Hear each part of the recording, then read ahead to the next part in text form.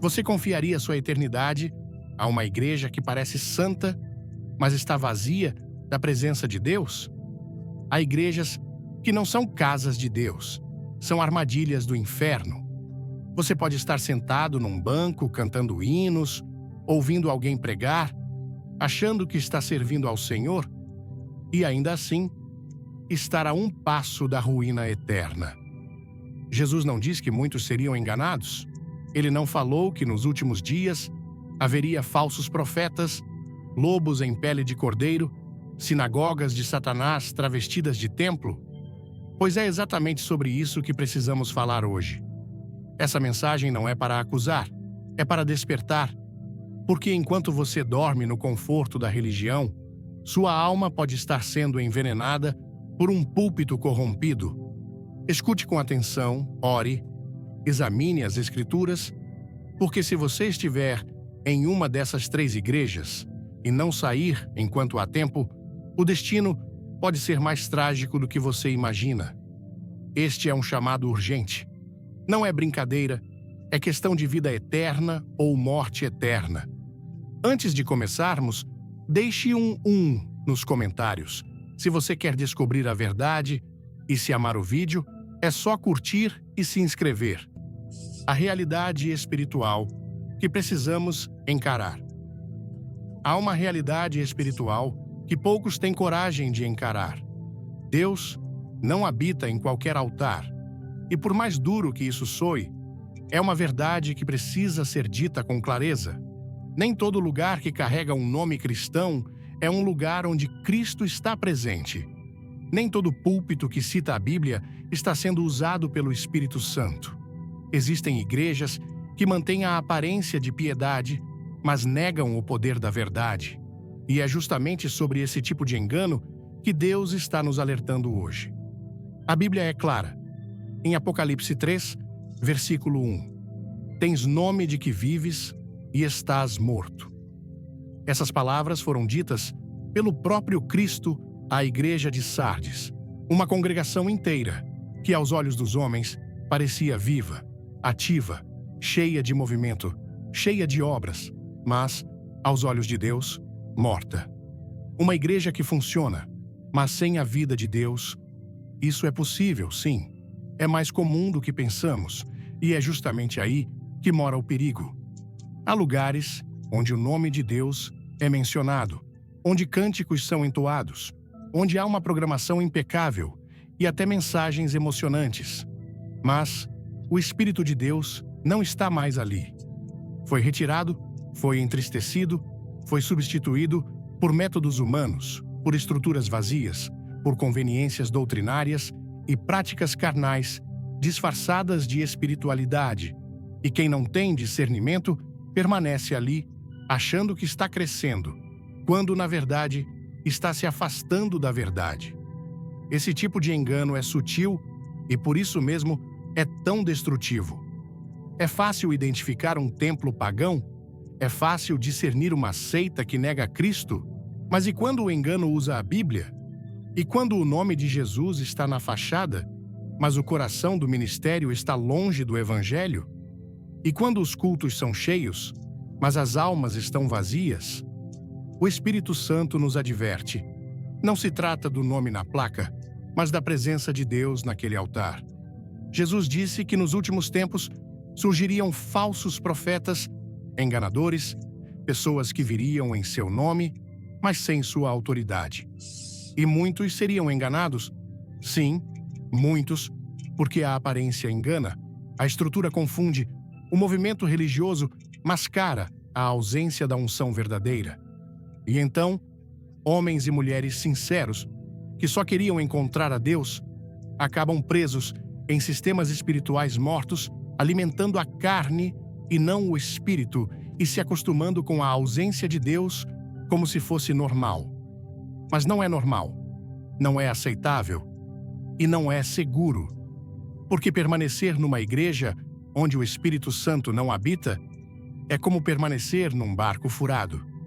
Você pode até sentir que está navegando por um tempo, mas o naufrágio é inevitável. Deus não se manifesta em qualquer ambiente. Ele é santo, Ele é verdadeiro e ele não compartilha o altar com o pecado, com a mentira, com a vaidade e com a rebeldia espiritual. Precisamos abrir os olhos e discernir onde estamos pisando. Precisamos nos perguntar: essa igreja prega a cruz ou apenas promove autoestima? Essa liderança se submete à palavra ou apenas busca manter o controle?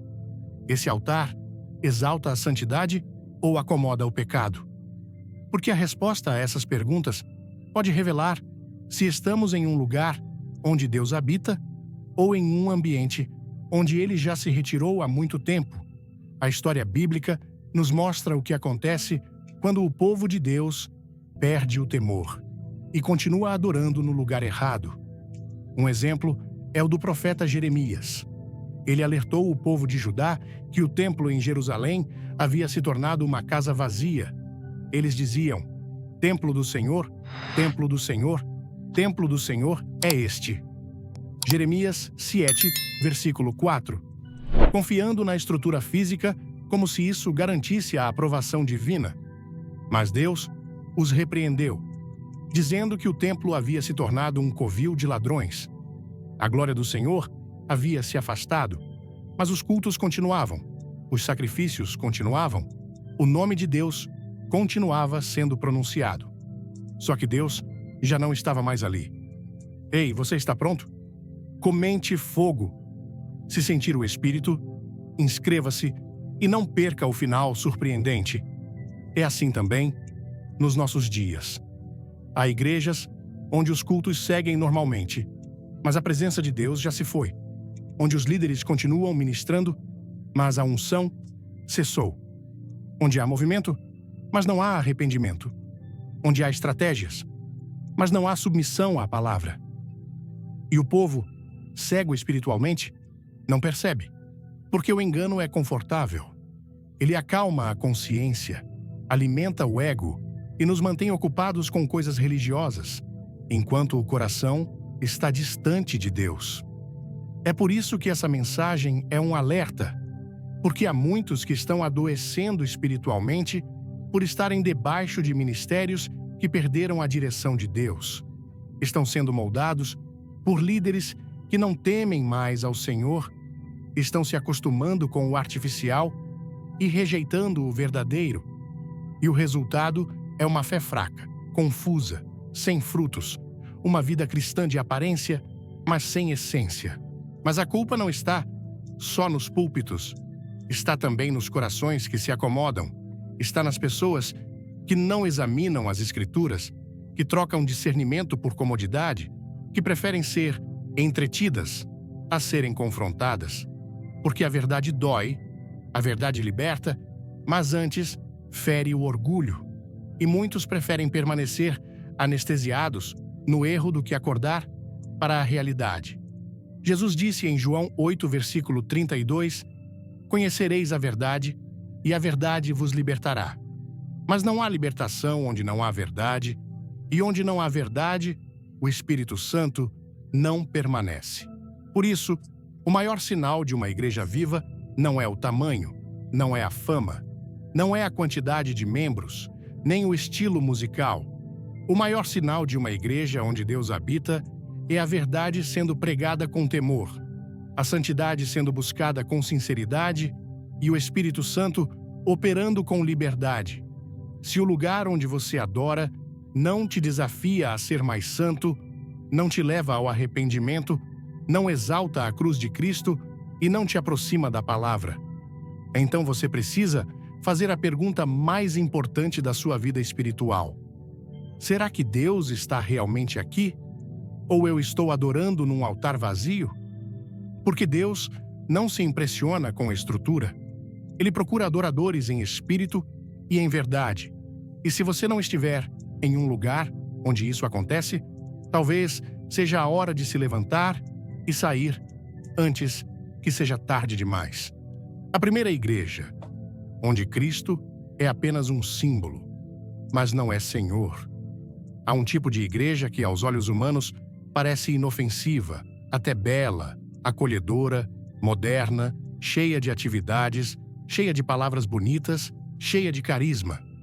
Mas quando o Espírito Santo olha para dentro, o que ele encontra é um templo onde Cristo não reina, apenas é citado. Um lugar onde o nome de Jesus é usado com frequência, mas a autoridade de Jesus foi retirada do trono, onde ele se tornou apenas um símbolo, uma ideia, um acessório decorativo da religião.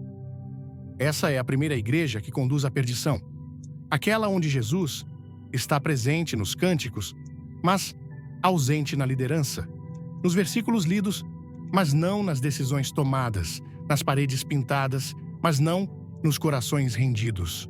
O apóstolo Paulo, escrevendo a Timóteo, alertou que chegariam dias em que muitos não suportariam a sã doutrina, mas tendo coceira nos ouvidos, amontoariam para si mestres conforme os seus próprios desejos. E o que ele diz em seguida é ainda mais grave: desviarão os ouvidos da verdade, voltando às fábulas. 2 Timóteo 4, versículos 3 e 4. É exatamente o que estamos vendo em muitos púlpitos, pregações que substituem o evangelho pela autoajuda, pelo emocionalismo barato, por frases de impacto que massageiam o ego, mas não salvam a alma. Mensagens que falam de potencial, de sonhos, de vitórias, mas não falam de cruz, de renúncia, de sangue, de arrependimento. Essa igreja moderna prega um Cristo sem exigências, um Salvador que nunca confronta, um Jesus que serve ao homem, ao invés de ser servido como Senhor. E quando isso acontece, o trono do coração não está mais ocupado por ele, mas pelo próprio homem. A fé deixa de ser submissão e se torna exigência.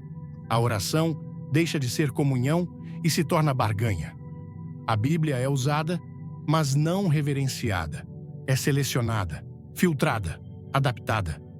E Cristo, que deveria ser o centro, passa a ser apenas uma parte do cenário, útil para manter a aparência de espiritualidade, mas rejeitado em sua essência.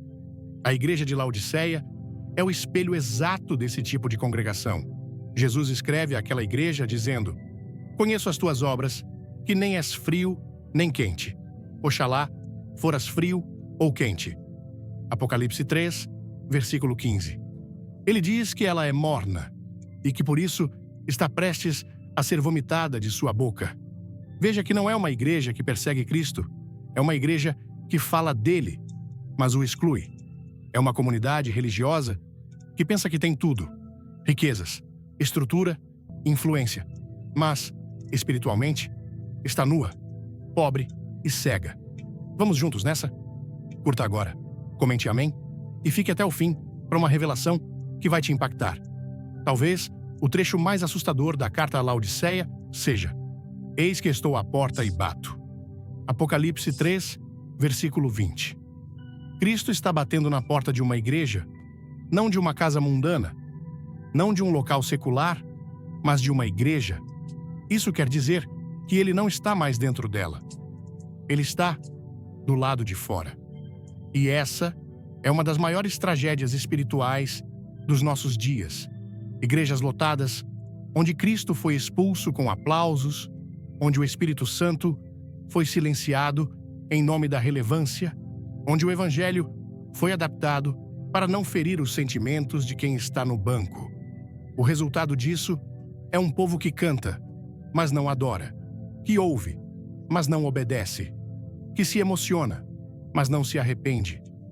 Um povo que busca milagres, mas não busca o Deus dos milagres, que corre atrás de bênçãos, mas rejeita a correção. É um cristianismo sem cruz, sem confronto, sem transformação, um cristianismo confortável, domesticado, comercial. Essa igreja não conduz à vida eterna. Ela conduz à apostasia. E o mais terrível é que ela faz isso com aparência de piedade, com frases belas, com pregações suaves, com promessas doces, mas tudo vazio, tudo raso. Porque onde Cristo não é Senhor absoluto, não há salvação verdadeira. Onde o trono pertence ao homem, Deus não habita. Cristo não quer ser símbolo. Ele quer ser rei. Ele não aceita ser mais uma figura entre tantas. Ele não divide sua glória com ninguém.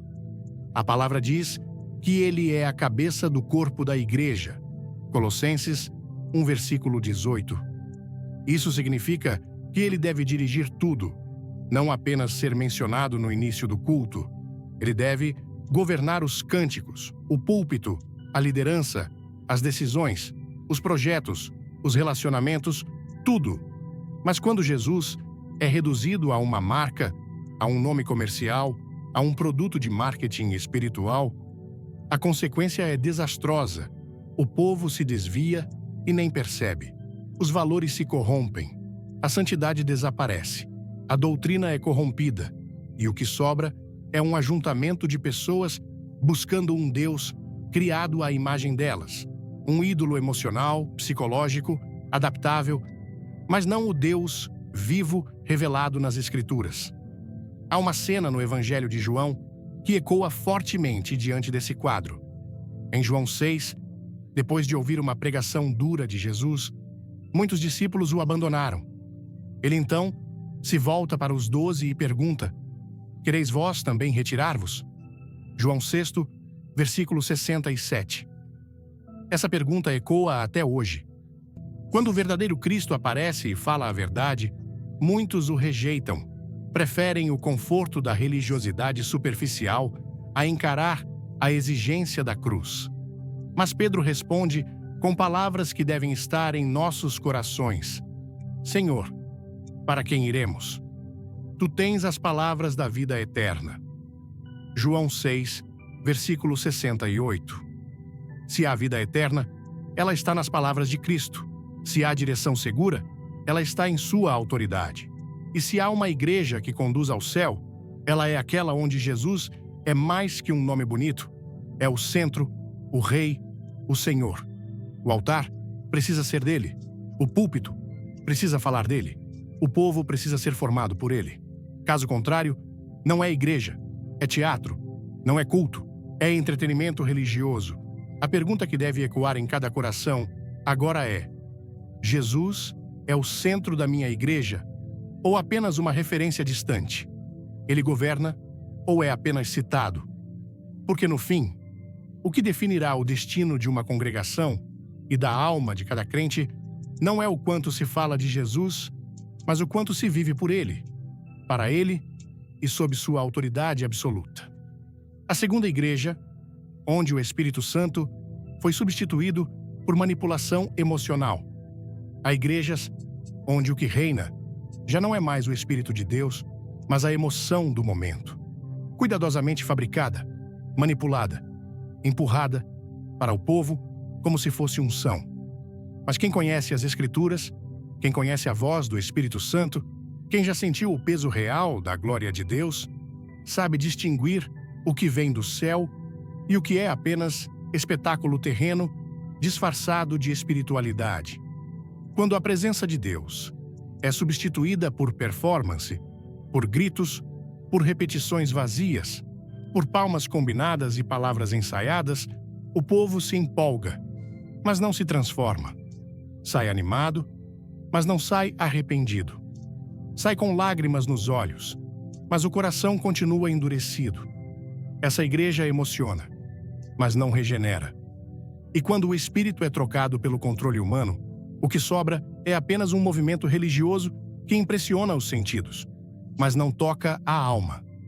Se esta mensagem tocar seu coração, deixe um like.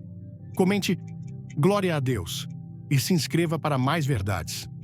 O caso de Nadab e Abiú é um alerta forte. Eles eram filhos de Arão, sacerdotes diante do Senhor, com acesso ao lugar sagrado, mas se atreveram a oferecer ao Senhor um fogo que não vinha de Deus. A Bíblia diz, em Levítico 10, versículos 1 e 2, "E tomaram Nadab e Abiú, filhos de Arão, cada um o seu incensário, e puseram fogo neles, e colocaram incenso sobre eles, e trouxeram fogo estranho perante o Senhor, o que ele não lhes ordenara. Então saiu fogo de diante do Senhor, e os consumiu, e morreram perante o Senhor. Eles tentaram produzir por conta própria aquilo que só pode ser gerado pelo céu. Tentaram provocar um movimento sem a direção do Espírito, O resultado foi juízo imediato. Hoje, esse fogo estranho se manifesta em muitos púlpitos. São eventos recheados de gritos e expressões programadas, onde se ensina o povo a entrar em êxtase com comandos repetitivos. Pastores que manipulam emoções, que exploram fragilidades, que usam trilhas sonoras, iluminação e frases de efeito para provocar sensações. Mas o Espírito de Deus não é sensação, é transformação. Ele não é um recurso estético, ele é Deus. Ele não entra em cena para entreter, ele entra para convencer do pecado, da justiça e do juízo. O que vemos hoje são líderes que utilizam técnicas de manipulação emocional em nome da fé, campanhas criadas com base em necessidades humanas, combinadas com promessas fora do contexto bíblico. Colocam o povo numa posição de dependência emocional, não de Deus, mas do sistema que essas igrejas construíram. Tudo gira em torno da emoção. Choro forçado, revelações genéricas, cultos que parecem um show teatral. E no final, muitos saem com a alma inflamada por um fogo estranho, mas sem nenhuma mudança interior. O altar foi transformado em vitrine, a oração virou espetáculo, o culto se tornou entretenimento religioso. E Deus foi colocado de lado, porque sua presença não se manipula, não se ensaia, não se força. Onde ele reina, não há espaço para roteiro humano. Onde ele opera, o homem se cala, o orgulho cai, o pecado é exposto e o quebrantamento é inevitável. Jesus nunca manipulou emoções. Ele tocava o coração com a verdade. Suas palavras causavam impacto porque vinham do céu. Ele chorava sim, mas era por compaixão, não por performance. Ele falava com autoridade, mas sem teatralidade. Ele curava, mas nunca usou milagres como propaganda. Ele expulsava demônios, mas nunca promoveu espetáculos com isso. Ele andava entre o povo com poder, mas com humildade. Ele era cheio do Espírito, mas jamais usou o Espírito como moeda de troca. Infelizmente, hoje há líderes que aprenderam a usar a fé das pessoas como ferramenta de controle. Eles sabem o que dizer, como dizer, quando dizer, para que o povo acredite que aquilo que está acontecendo ali é obra do Espírito, quando, na verdade, é apenas uma coreografia espiritual cuidadosamente calculada. E quem não tem discernimento se entrega, e quem se entrega é cativo. E quem é cativo se afasta cada vez mais da verdadeira presença de Deus. O Espírito Santo não é um sentimento bom durante a música, ele não é um arrepio na espinha, ele não é um choro em meio à pregação. Tudo isso pode até acontecer quando ele está presente, mas ele é infinitamente mais que isso. Ele é aquele que santifica, convence, guia, consola, molda, disciplina, orienta, fortalece e transforma. Onde o Espírito de Deus está, o pecado é exposto, o nome de Jesus é exaltado e a verdade não é negociada. A igreja que substitui o Espírito Santo pela emoção barata pode até crescer em números, mas apodrece em essência. Pode atrair multidões, mas não forma discípulos. Pode fazer campanhas, mas não leva ninguém à cruz. Pode gerar comoção, mas nunca gera conversão verdadeira. E no final, o povo segue do mesmo jeito que entrou, ou até pior, porque agora está enganado, achando que experimentou o céu, quando, na verdade, só viu fumaça sem fogo. É preciso discernir, é preciso provar os espíritos, como João ensina. É preciso comparar cada prática com a palavra, porque o Espírito de Deus jamais contradiz. Ele jamais se manifesta onde há mentira, manipulação, comércio e vaidade espiritual. Ele se retira desses lugares e, quando ele se retira, o homem tenta preencher o vazio com barulho, com movimento, com agitação, mas nada disso substitui a glória real de Deus. Assim como aconteceu com Nadab e Abiú, ainda hoje, o fogo estranho tem consequências. Talvez não imediatas como naquele dia, mas letais da mesma forma. Almas estão sendo alimentadas com engano. Famílias estão sendo enganadas por líderes que se tornaram especialistas em fabricar emoção. Vidas estão sendo entregues a um altar falso, onde o que importa não é a verdade, mas o impacto. E tudo isso está acontecendo dentro de igrejas que falam de Deus, mas que há muito tempo perderam a presença de Deus. Quem ama a Deus de verdade não se deixa prender por esse tipo de culto. Quem conhece a voz do Espírito sabe quando ele se foi. E quando percebe que está num lugar onde o Espírito foi substituído por performance, tem a coragem de se levantar e sair. Porque a alma vale mais que qualquer tradição, mais que qualquer costume, mais que qualquer vínculo emocional. É melhor estar em silêncio com Deus do que em meio à gritaria sem Ele. O verdadeiro mover do Espírito não precisa de manipulação. Ele não precisa de estratégias humanas. Ele não precisa de espetáculo. Ele só precisa de corações quebrantados, de almas sedentas, de pessoas sinceras. Onde houver verdade, haverá presença. Onde houver reverência, haverá fogo verdadeiro. Onde houver entrega, haverá transformação. Por isso, examine o lugar onde você adora. Examine o Espírito que governa aquele altar. E se perceber que ali o Espírito Santo já não reina, não permaneça, porque onde o Espírito não está, a verdade foi trocada. E onde a verdade é trocada, o caminho é de perdição. A terceira igreja, onde o pecado é celebrado e o inferno é negado. Há igrejas que não apenas toleram o pecado, elas o celebram.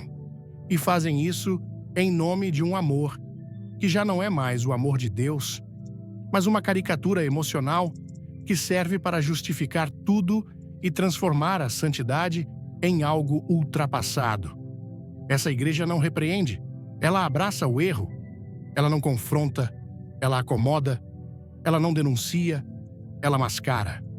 A consequência é um povo que já não sabe mais o que é certo ou errado, porque a verdade foi silenciada e o pecado promovido como liberdade. Antes de tudo, clique no like se você busca a verdade, comente e não saia até o final. Tem algo especial para você. Quando Isaías disse, em Isaías 5, versículo 20, ai dos que ao mal chamam bem, e ao bem, mal, que fazem da escuridão luz e da luz, escuridão. Ele estava descrevendo exatamente esse espírito, um tempo em que tudo é invertido, distorcido, relativizado, e o mais grave é que isso está acontecendo dentro de lugares que se dizem templos do Senhor. Palcos onde o pecado não apenas é ignorado, ele é protegido, defendido, até mesmo exaltado como se fosse virtude. São igrejas onde o púlpito já não fala mais sobre cruz, renúncia, arrependimento, transformação, onde inferno é uma palavra banida, porque assusta, onde santidade é vista como legalismo, onde as mensagens são moldadas para agradar o público e não para agradar a Deus. Nessas igrejas, o foco é manter o auditório cheio, e para isso é preciso tornar tudo leve, tolerável, aceitável. O problema é que o Evangelho não foi feito para ser confortável, ele foi feito para salvar. E para salvar, ele precisa primeiro confrontar. Um dos maiores enganos do nosso tempo é imaginar que amar alguém é nunca dizer a verdade que fere. Mas Jesus amava e confrontava. Ele curava, mas também dizia, vai e não peques mais. O amor de Cristo jamais foi conivente com o pecado. Ele não ignorava o abismo onde a pessoa estava, ele oferecia um caminho de saída. Mas hoje, essas igrejas modernas oferecem conforto dentro do abismo.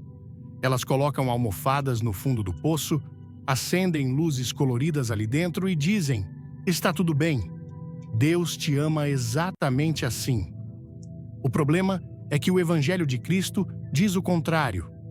Deus ama tanto que ele se recusa a deixar o ser humano do jeito que está.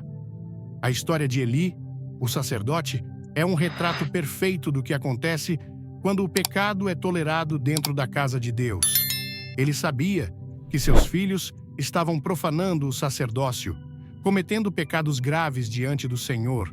Ele sabia, mas não os repreendeu como deveria. Não tomou posição, não exerceu autoridade, foi passivo, omisso, permissivo, e o juízo caiu sobre ele e sobre sua casa. Deus o confronta. Em 1 Samuel 2, versículo 29, dizendo: honras a teus filhos mais do que a mim. Esse é o retrato da liderança que ama mais a aprovação humana do que a obediência ao Senhor. Ele permitiu o pecado no altar e Deus retirou sua mão. Quantas igrejas hoje estão vivendo a mesma coisa? Preferem agradar seus líderes, manter a membresia fiel e não incomodar ninguém, do que pregar o evangelho como ele realmente é. Espada de dois gumes que corta, separa, expõe, transforma. O que elas não percebem é que esse tipo de omissão é uma traição à verdade, e onde não há verdade, não há salvação. A igreja que não confronta o pecado está preparando seus membros para o inferno com palavras doces, com abraços quentes, com louvores animados e com discursos empáticos, mas Deus não se impressiona com isso. O céu não se comove com palmas e frases bonitas. O céu se move diante de corações quebrantados, de vidas rendidas, de pecados confessados e abandonados. Negar a existência do inferno não muda sua realidade. O diabo quer exatamente isso, que as igrejas parem de falar sobre condenação eterna, que o povo se esqueça do juízo, que o pecado seja camuflado. Porque enquanto isso acontece, mais e mais almas vão caminhando tranquilamente para a perdição, achando que estão em paz com Deus, porque ouviram uma mensagem positiva no domingo. Jesus falou sobre o inferno mais do que qualquer outro personagem bíblico. Ele descreveu como um lugar de choro e ranger de dentes. Ele falou da separação eterna. Ele usou palavras duras para alertar. Ele nunca suavizou a verdade, porque sabia o preço do pecado, sabia o que estava em jogo, sabia que falar a verdade era o maior ato de amor que alguém podia realizar. E se Jesus, sendo o próprio amor encarnado, nunca acobertou o pecado, que direito temos nós de fazer isso em seu nome? A igreja que diz: Deus ama todos do jeito que são, está dizendo meia-verdade. Sim, Deus ama todos. Mas Ele não salva ninguém para continuar no pecado. Ele salva do pecado. Ele nos chama a sermos novas criaturas. Ele exige mudança. Ele exige entrega. Ele exige santidade. Não uma santidade fabricada, religiosa, mas uma vida separada, consagrada, rendida à sua palavra. É por isso que a verdadeira igreja não se cala. Ela prega a cruz, ela prega o sangue, ela prega o arrependimento. Ela não negocia a verdade para ganhar aplausos. Ela prefere perder membros do que trair a Bíblia. Ela não adocica a condenação, ela a alerta, ela denuncia, ela intercede, porque ela sabe que o céu e o inferno são reais e que toda alma está a caminho de um dos dois destinos. A omissão, nesse caso, é um crime espiritual. Há líderes hoje que têm medo de perder popularidade, então escolhem o caminho da neutralidade. Mas neutralidade diante do pecado é cumplicidade. Quando a igreja se cala, o mundo grita mais alto. Quando a luz se esconde, a escuridão avança. Quando a verdade é sufocada, a mentira se transforma em doutrina. E o povo de Deus sofre por não conhecer a verdade que liberta. Por isso, quem ama a Deus precisa rejeitar esse tipo de igreja, não por orgulho, não por julgamento pessoal, mas por temor. Porque permanecer num ambiente onde o pecado é aplaudido é caminhar com os olhos fechados rumo a um abismo. Deus chama o seu povo à separação, à vigilância, à fidelidade. Ele chama homens e mulheres que não se dobram à cultura do mundo, que não vendem a mensagem, que não apagam a chama da santidade.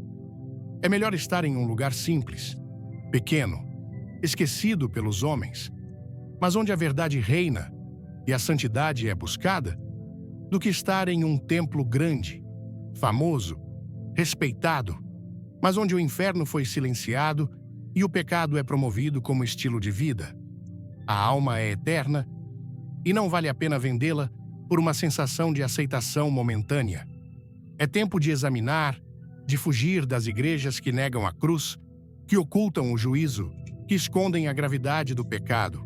É tempo de clamar por discernimento e buscar, com todo o coração, a santidade que agrada ao Senhor. Porque, no fim, a única igreja que será arrebatada é a Igreja Santa, remida, fiel, aquela que não celebrou o pecado, mas chorou por ele, lutou contra ele e venceu pelo sangue do Cordeiro. Porque muitos ainda frequentam essas igrejas. O engano dos últimos dias. É preciso compreender que o maior perigo espiritual do nosso tempo não é o pecado escancarado, mas o engano travestido de fé, a mentira com aparência de verdade, o erro vestido de piedade. Multidões continuam frequentando igrejas que negam a cruz, rejeitam a santidade e abafam a verdade porque foram seduzidas por um tipo de espiritualidade que oferece conforto sem confronto, promessas sem transformação e um Deus moldado à imagem de seus próprios desejos. E o mais assustador é que essas pessoas acreditam sinceramente que estão no caminho certo. Jesus já havia alertado com clareza sobre esse fenômeno em Mateus 7, versículos 21 a 23. Nem todo o que me diz, Senhor, Senhor, entrará no reino dos céus, mas aquele que faz a vontade de meu Pai, que está nos céus. Muitos me dirão naquele dia, Senhor, Senhor, não profetizamos nós em teu nome? E em teu nome não expulsamos demônios? E em teu nome não fizemos muitas maravilhas? E então lhes direi abertamente, nunca vos conheci, apartai-vos de mim, vós que praticaram a iniquidade. Essas palavras não se dirigem a incrédulos, mas a pessoas que viviam dentro do ambiente religioso, gente que falava o nome de Jesus, que participava de atividades espirituais, que fazia milagres, mas que no fim foi rejeitada. Por quê? Porque tinha uma aparência de piedade, mas o coração longe da obediência real. Tinham rituais, mas não tinham arrependimento. Tinham obras, mas não tinham submissão. O que prende essas multidões a essas igrejas não é apenas a falta de informação, mas a presença de uma falsa segurança espiritual, um tipo de engano tão sutil que não apenas desvia, mas anestesia. A pessoa acredita que está salva, que está em paz com Deus, que sua fé está firme, quando na verdade está andando em círculos dentro de um sistema que alimenta o ego e esvazia a alma. E é exatamente isso que o espírito do anticristo está promovendo dentro de muitos templos. A Bíblia afirma, em 2 Tessalonicenses 2 versículos 3 e 4, que antes da volta de Cristo viria a apostasia, uma rebelião espiritual silenciosa, camuflada de adoração, onde o homem se coloca no centro e a verdade é negociada. O anticristo não precisa destruir igrejas para reinar, basta corrompê-las, basta substituir o arrependimento por autoajuda, a Bíblia por slogans motivacionais, a santidade por tolerância indiscriminada. E é o que vem acontecendo, dia após dia, diante dos olhos de muitos que não querem ver. As pessoas continuam nesses lugares porque gostam do que ouvem, sentem-se bem, acolhidas, motivadas e inspiradas. Mas se esquecem que o verdadeiro evangelho não foi dado para massagear a alma, mas para crucificar a carne. O evangelho não nos promete um spa espiritual, ele nos chama à cruz. E a cruz não é leve, não é popular, não é confortável. É por isso que muitos rejeitam a verdade, porque ela fere o orgulho, derruba justificativas, exige mudança. Paulo profetizou esse tempo em 2 Timóteo 4, versículos 3 e 4, porque virá tempo em que não suportarão a sã doutrina, mas tendo comichão nos ouvidos, amontoarão para si doutores conforme as suas próprias concupiscências e desviarão os ouvidos da verdade, voltando às fábulas. Estamos nesse tempo e esses doutores estão nos púlpitos. São carismáticos, influentes, emocionantes, mas não são fiéis à palavra. Eles dizem o que o povo quer ouvir e não o que o povo precisa ouvir. E os bancos estão cheios, porque há uma multidão que prefere uma meia-verdade doce do que uma verdade inteira que confronta. É como um paciente com uma doença terminal que se recusa a ouvir o diagnóstico verdadeiro, porque quer acreditar que está bem. Ele procura um médico que diga que é apenas cansaço, toma um comprimido para a dor, sente-se melhor por um tempo, mas a doença continua, silenciosa, mortal. Assim é com essas igrejas. Elas oferecem alívio momentâneo, mas não tratam o problema real: o pecado, a separação de Deus, a necessidade de nascer de novo. Esse tipo de engano se torna ainda mais perigoso porque gera imunidade contra a verdade. A pessoa se acostuma tanto com a versão adulterada do Evangelho que, quando ouve a pregação bíblica legítima, se ofende, se incomoda, rejeita. A verdade que deveria libertar se torna incômoda, porque já não se encaixa na estrutura emocional que foi construída sobre areia. Jesus falou sobre a casa edificada na rocha e a casa edificada na areia. Ambas foram construídas. Ambas, talvez, tenham levado tempo, esforço, dedicação, mas só uma permaneceu de pé quando vieram as tempestades. A outra caiu, e grande foi sua ruína. O povo precisa despertar, precisa aprender a testar os espíritos, a comparar tudo com a Escritura, a orar por discernimento, a rejeitar o que é falso, ainda que seja popular, a valorizar a verdade, mesmo que ela venha em tom duro, porque a verdade continua sendo espada de 2 gumes, e espada não afaga, ela corta, ela separa, ela expõe, mas também cura, transforma, liberta. O apelo da palavra nunca foi sinta-se bem, o apelo sempre foi arrependa-se. O chamado de Cristo nunca foi seja você mesmo, foi negue-se a si mesmo. O verdadeiro evangelho não tem como objetivo melhorar a autoestima, tem como objetivo matar o velho homem e fazer nascer uma nova criatura. E isso dói, isso incomoda, isso confronta, mas é esse processo que salva, que nos prepara para a eternidade, que nos alinha com a vontade de Deus. E é por isso que tantos resistem, porque querem um Cristo que carregue a cruz no lugar deles, mas não querem carregar sua própria cruz. Querem ser salvos, mas não querem ser transformados. Querem o céu, mas não querem sair do controle. E acabam aceitando um evangelho adulterado, raso, sem poder real, mas cheio de palavras agradáveis que alimentam o orgulho e conduzem à ruína. A única maneira de se livrar desse engano é voltando à palavra, voltando ao joelho dobrado, voltando ao temor do Senhor. A fé que salva é aquela que obedece, que se submete, que se humilha. Deus não está procurando crentes entusiasmados, mas corações quebrantados. Não está chamando multidões para shows, mas remanescentes para o altar. O que ele busca são vidas que não querem só ouvir Senhor, Senhor, mas viver como servos do Rei, dia após dia, com a cruz às costas e os olhos na eternidade. Como identificar uma igreja que conduz à vida eterna? Uma igreja que conduz à vida eterna não é definida por seu tamanho, nem pela beleza do templo, nem pela popularidade de seus líderes, nem pelo número de seguidores nas redes sociais. A verdadeira igreja é revelada pelos frutos que produz. Jesus foi claro ao dizer: pelos seus frutos os conhecereis. Não é pelo nome, nem pela fama, nem pela emoção de um culto, é pelo que sai do altar e transforma vidas. João 15, versículo 8, nos revela o que glorifica a Deus. Nisto é glorificado meu Pai, que deis muito fruto, e assim sereis meus discípulos. Não diz que é glorificado por ajuntamentos, nem por eventos, nem por estruturas.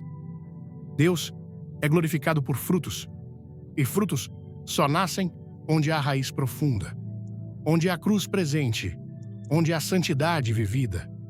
A primeira marca de uma igreja que conduz à vida eterna é a centralidade da cruz de Cristo.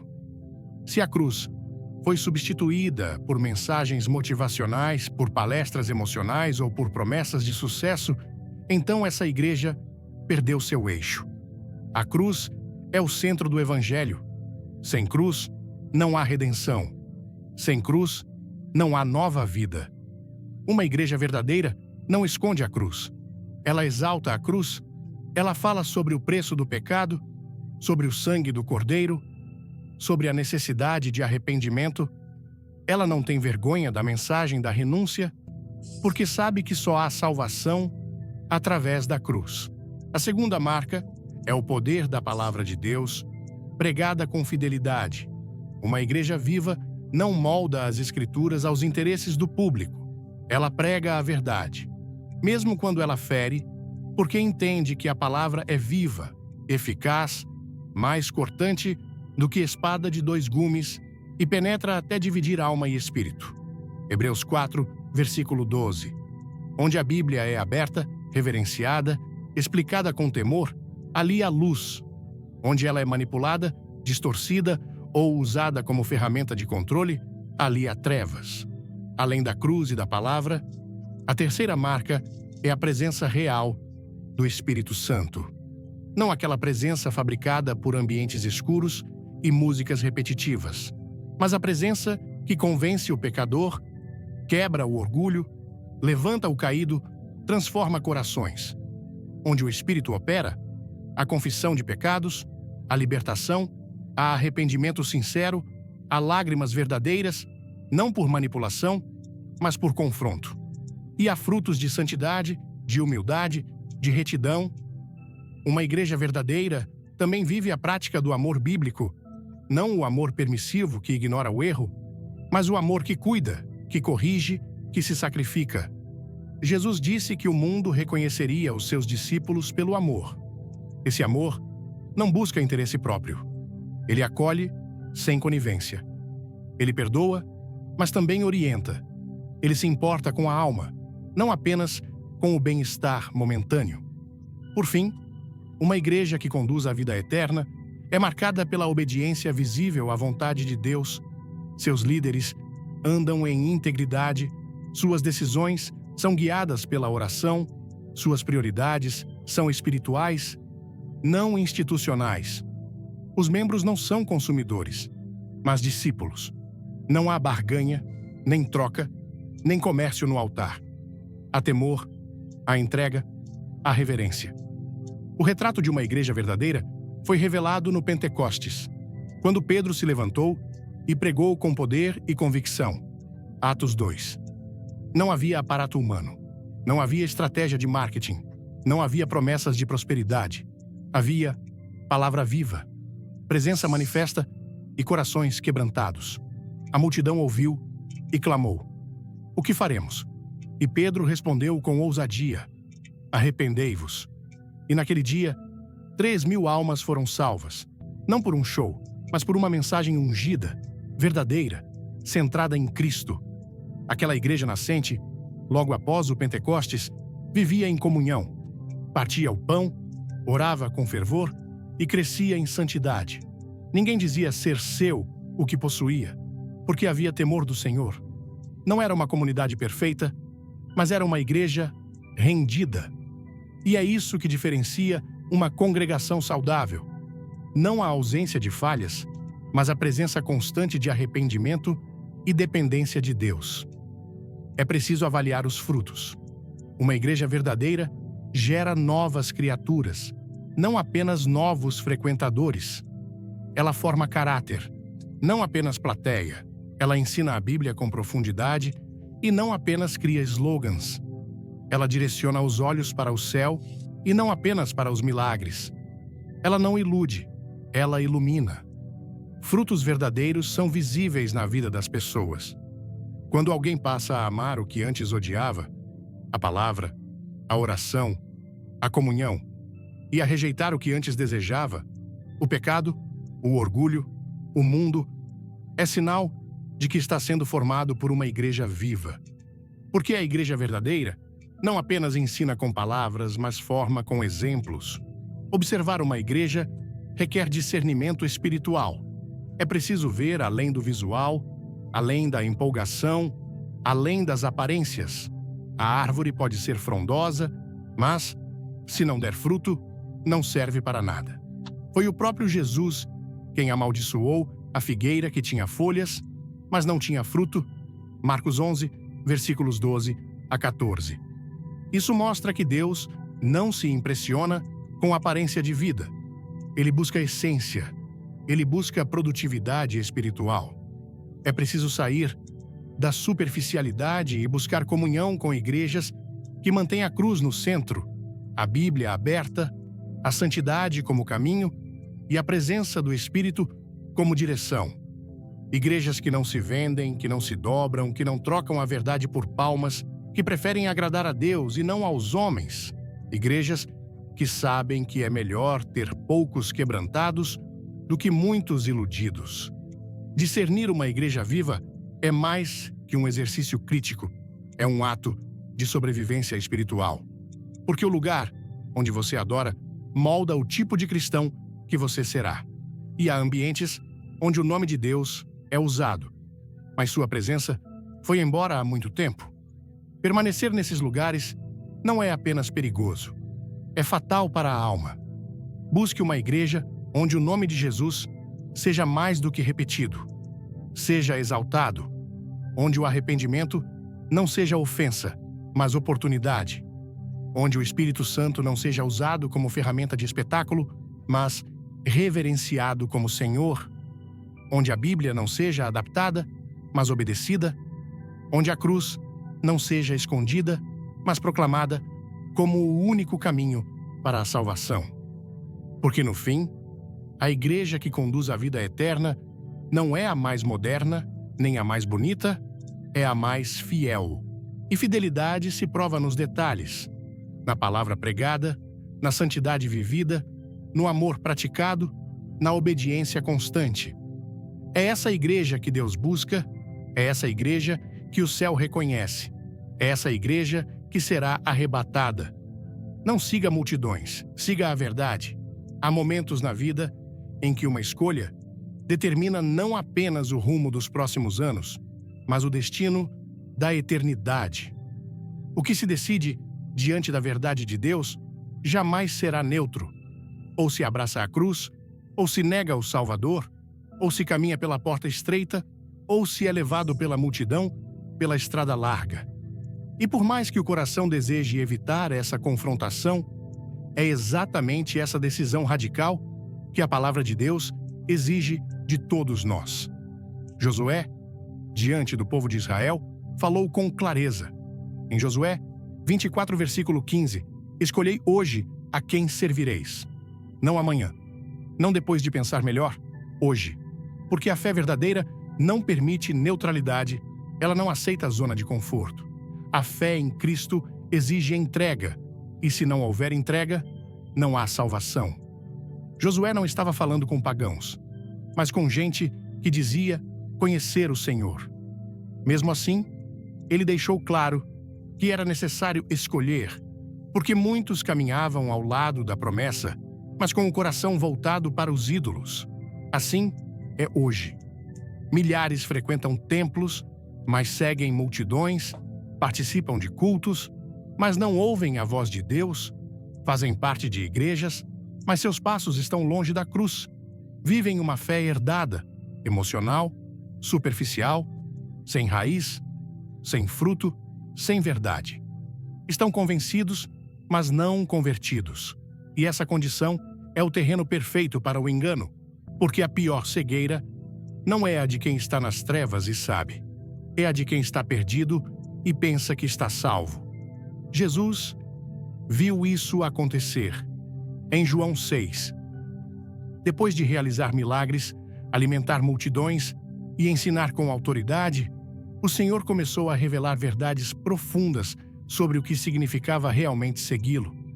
Ele disse: "Quem não comer da minha carne e não beber do meu sangue, não tem parte comigo." E a Bíblia relata que muitos discípulos se escandalizaram com essas palavras e o abandonaram. Eles seguiam Jesus enquanto havia pão, enquanto havia cura, enquanto havia aplausos.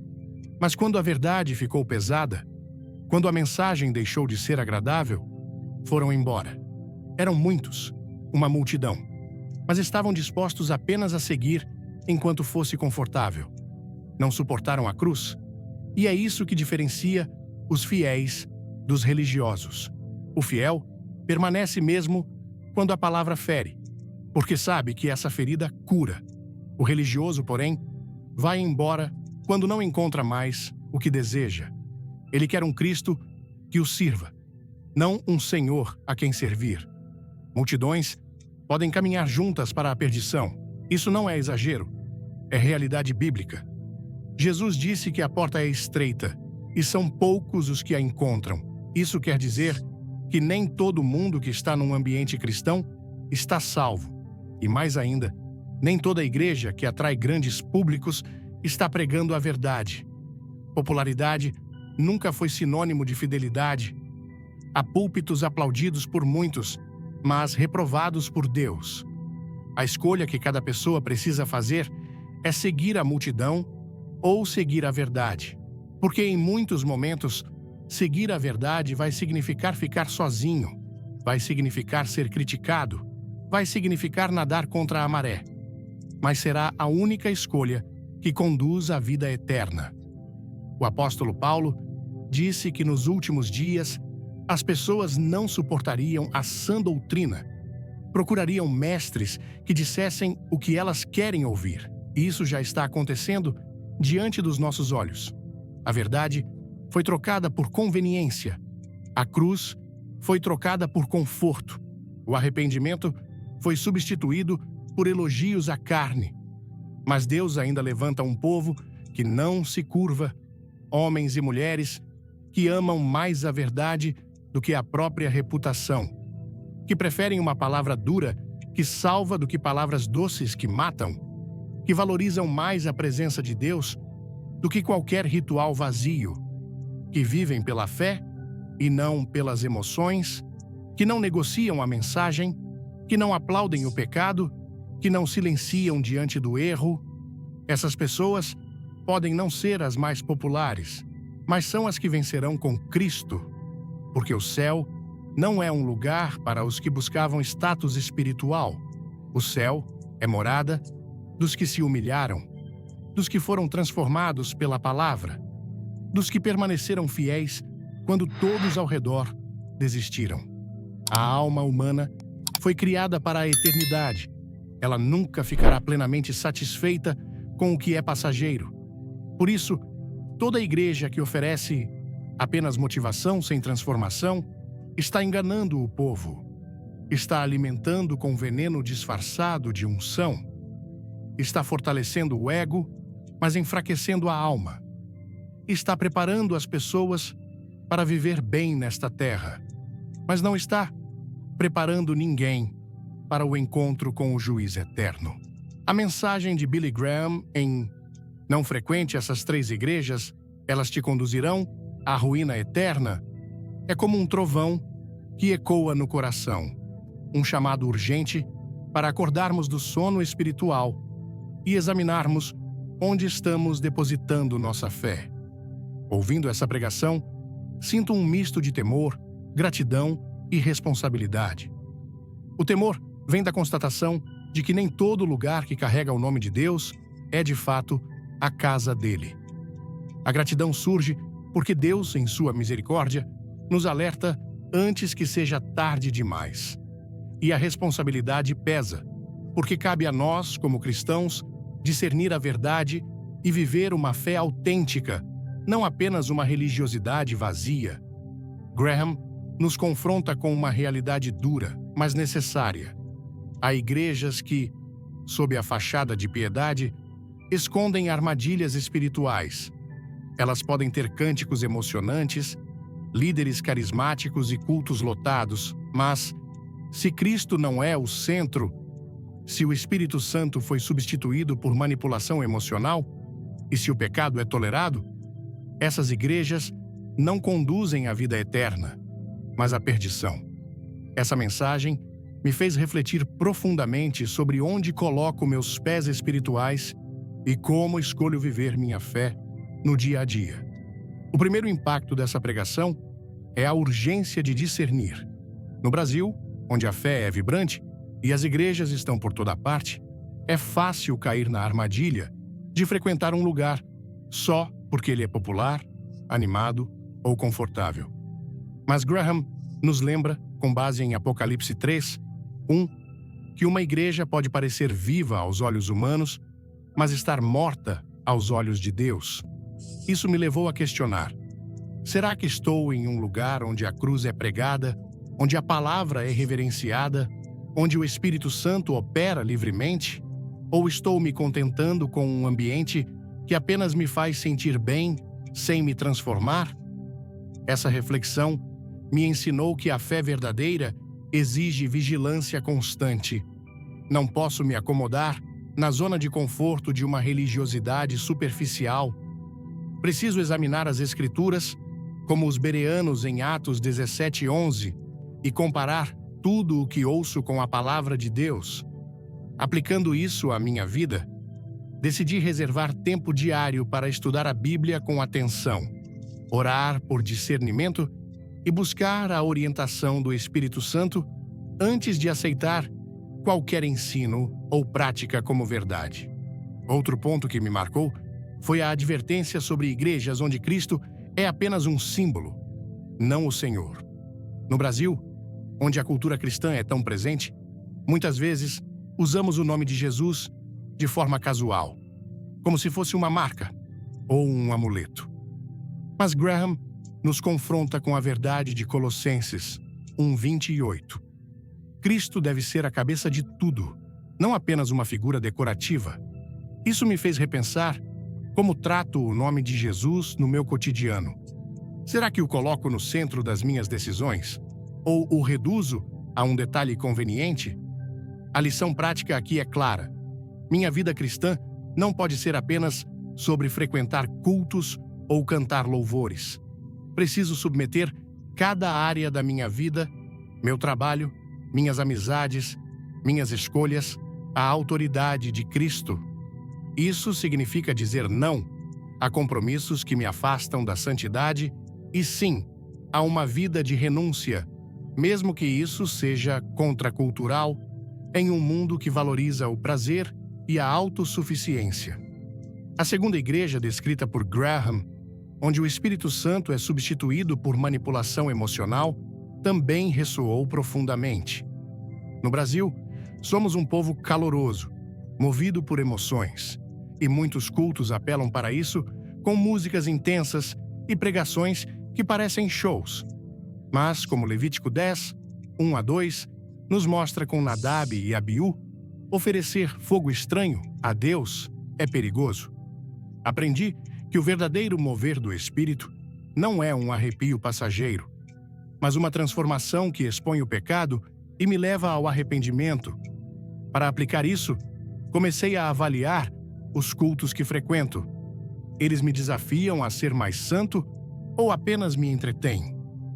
Decidi buscar igrejas onde a pregação é centrada na palavra, não em técnicas emocionais, e onde há espaço para o silêncio, a confissão e a verdadeira adoração. Isso também me motivou a cultivar uma vida de oração mais profunda, onde eu possa ouvir a voz do Espírito em vez de buscar apenas experiências sensoriais. A terceira igreja, que celebra o pecado e nega o inferno, foi um alerta chocante. Em um país como o Brasil, onde o amor e a aceitação são tão valorizados, é tentador cair em mensagens que dizem Deus te ama do jeito que você é, sem mencionar a necessidade de transformação. Isaías 5:20. Me lembrou que chamar o mal de bem é um engano mortal. Aplicando isso, percebi que preciso ser corajoso para confrontar o pecado em minha própria vida e não me calar diante de práticas que desonram a Deus, mesmo que isso signifique ser mal interpretado. Decidi adotar uma postura de humildade, confessando meus erros regularmente e buscando a santidade, não como legalismo, mas como um desejo de agradar a Deus. Também passei a orar pelos líderes das igrejas para que tenham coragem de pregar a verdade, mesmo que ela seja impopular. Por fim, a mensagem de Graham me ensinou que a verdadeira igreja é aquela que produz frutos de santidade, como descrito em João 15:8. No Brasil, onde a religiosidade muitas vezes é mais cultural do que espiritual, esse chamado à autenticidade é revolucionário. Decidi me envolver mais ativamente na minha comunidade de fé, não apenas como um frequentador, mas como um discípulo que busca crescer e ajudar outros a crescerem. Isso inclui participar de grupos de estudo bíblico, compartilhar minha fé com amigos e viver de forma que reflita o caráter de Cristo. A maior lição é que minha escolha de onde adorar não é apenas sobre conforto, mas sobre o destino da minha alma. Não quero estar em um lugar que me iluda com promessas vazias.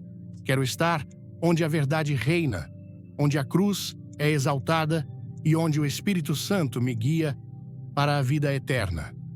Se essa mensagem tocou seu coração, não guarde só para você. Clique no like agora, compartilhe este vídeo com alguém que precisa ouvir essa verdade e se inscreva no canal para não perder nenhuma palavra de vida eterna. Nos comentários, deixe um amém. Ou compartilhe o que Deus falou com você hoje. Sua história pode edificar outros. Fique até o fim, porque temos uma surpresa especial que vai te inspirar ainda mais. Vamos juntos buscar a verdade e viver para Cristo.